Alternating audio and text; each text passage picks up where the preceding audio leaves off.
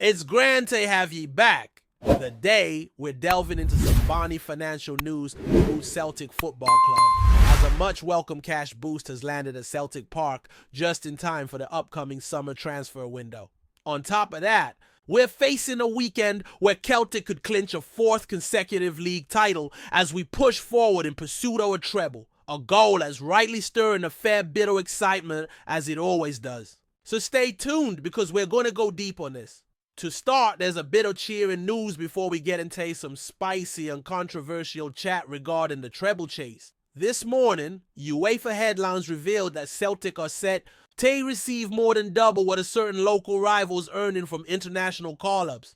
13 Scottish clubs are benefiting from this financial wee boost, with 11 top-flight teams rewarded for releasing their lads to international duty. Details show that a total sum of $2.444 million has been handed to these 13. Clubs and Celtic are taking the lion's share with 882 out of 1958. So Celtic's about to pocket nearly £1 million before the summer window even opens, just by allowing players to represent their countries in recent years. It's not a massive amount in modern football terms, barely enough to sign a Celtic caliber player.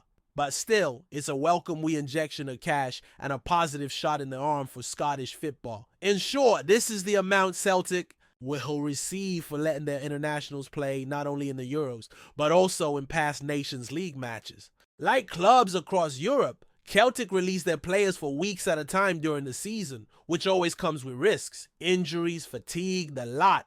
So this is the modest compensation on offer. The bright spot? Celtic's haul is nearly double what a certain rival's pulling in. The numbers show Celtic at the top with nearly $883K, while the second highest, you ken who, sits on $433K. Not a fortune, but still, it's twice as much. Every wee bit matters. In the modern game, holding a financial edge is crucial, be it through league titles, Champions League qualification, or producing international players, which remains a key goal. Importantly, this payment isn't just about Celtic players repping Scotland. It covers call-ups across Europe. For example, a Danish international's inclusion also counts. Every European country's part of this scheme. And predictably, Scotland gets a more modest share compared to the big nations like Italy, France, England, and Germany. One article pointed out that the English Premier League is getting $40 million, while the Scottish Premiership gets just $2 million. Even Serie A gets $30 million. Interestingly, even the English 10th tier sees $7,000. So in comparison, we're lucky to get what we do, especially considering how the money usually flows southward. UEFA's president said it's a joy to see clubs of all shapes and sizes across the football pyramid rewarded for their part in developing the players who help make international football thrive. And honestly, that surprises me considering how the cash usually funnels into English clubs. But it's good to see UEFA recognizing the collective effort across the continent. Every win is a group effort, and its benefit program reflects that, recognizing those who graft lift European football as the world's most beloved sport. We could surely do with even more support in Scotland, as times are tight. Still, it's satisfying to see Celtic outpace Rangers in these payments. Speaking of European talent, let's not forget Alex Val, who started the season with us before leaving in January. The left back came in on loan from Barcelona, and after Jeffrey Schlupp arrived and Kieran Tierney returned, he made way. Honestly, it feels like ages ago now. I liked Vale, he showed promise, but ultimately didn't offer more than Greg Taylor, so his exit didn't trouble me. But some fans were shocked, thinking he could be the next breakout fullback. Turns out Vale might be facing a major move this summer, as reports suggest a German club has contacted Barcelona about signing him. He's now on loan at Como in Serie A, working under Cesc Fabregas, and by all accounts, he's flourished. Described as consistent by his coach, he's attracting attention, and there's talk of a $5 million bid. When he joined us, there was a reasonably priced buy clause in his contract. Now, clubs like Borussia Dortmund might be eyeing that. So fair to say, Vale probably won't be returning to Celtic, and that's alright. He's moved on, knuckle down, and is thriving. Good for him. He didn't let his mixed spell at Parkhead derail him. Definitely one to watch. Now let's shift gears. It's time to talk about that annual discussion that always crops up. Envy and criticism directed at Celtic whenever we're close to landing something big. Non-Celtic fans, the media, pundits, they all pipe up questioning how anyone can support Celtic when it's so predictable. Let me be clear. I bring this up because it's part of the job. We've got to address these topics. But I don't let it bother me once the camera's off, and none of you should either. We're all Celtic supporters. We're on this journey together, celebrating every bit of it. Whether it's one trophy, two, or a historic treble. Still, I came across an article today that truly left me gobsmacked. Let me be blunt. It was one of the most ridiculous pieces I've read in a while. Ignore the ads plastered all over it. No connection to me. The headline? Sorry, but this will be the most boring treble of all time. Right away, ye ken the tone, the piece questions how Celtic keeps its players and staff motivated when the Scottish game's too easy. It claims there's no challenge anymore, and Celtic's dominance is dulling the sport. Now, I'm not saying Scottish football is perfect, but calling a treble boring is wild. Especially when Celtic is constantly under pressure when things don't go perfectly. Let's be honest. If we weren't chasing a treble, the press would be all over the gaffer and the squad. But even when we're winning, the negativity still comes. I'm not out to target a writer personally, but some of the claims made were utterly daft. It's vital to think about the weight of criticism before throwing it out there. Everyone's entitled to their opinion, sure, but some of the things written were flat out disrespectful. Dismissing the hard-earned success of a manager who's given everything for this club is unfair. If it's so boring, go get your coaching badges and try it yourself.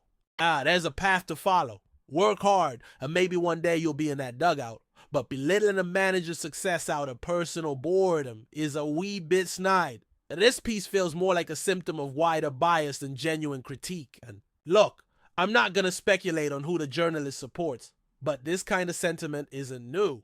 It's common among folk outside the Celtic support. A true Celtic fan would never downplay a treble or compare our manager unfairly to club legends. So next time you hear someone calling Celtic success boring, just remember, we're the ones making history. We're the ones lifting the trophies, and we're the ones who'll keep celebrating regardless of what the papers say.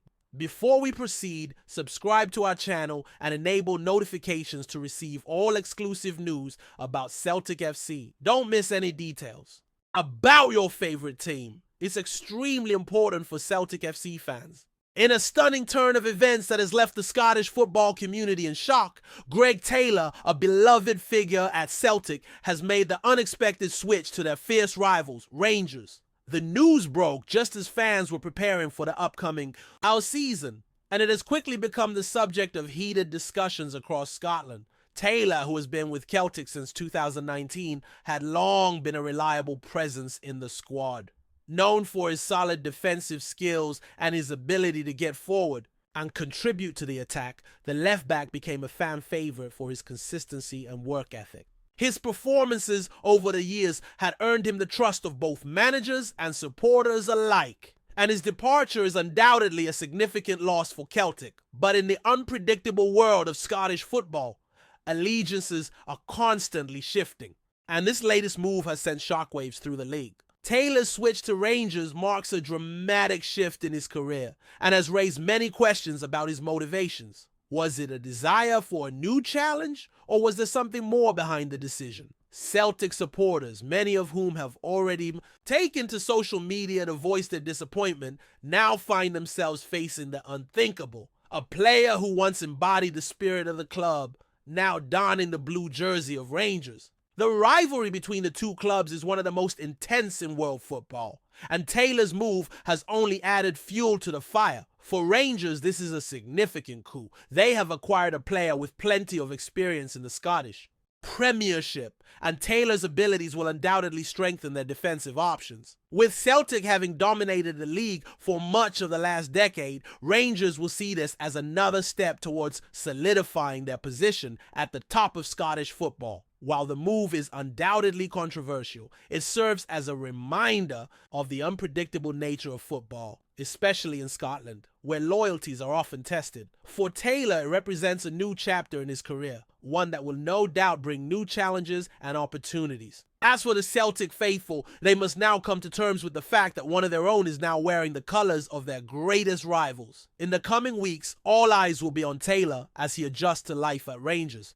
The pressure will be on him to perform, and the scrutiny from both Celtic and Rangers supporters will be intense. Only time will tell if Taylor can make the transition successfully and if his decision will be remembered as a defining moment in Scottish football history. Hello, fan! Don't forget to like and subscribe to the channel as it means a lot to Celtic FC. Also, share your opinion about the news in the comments below. See you in the next video.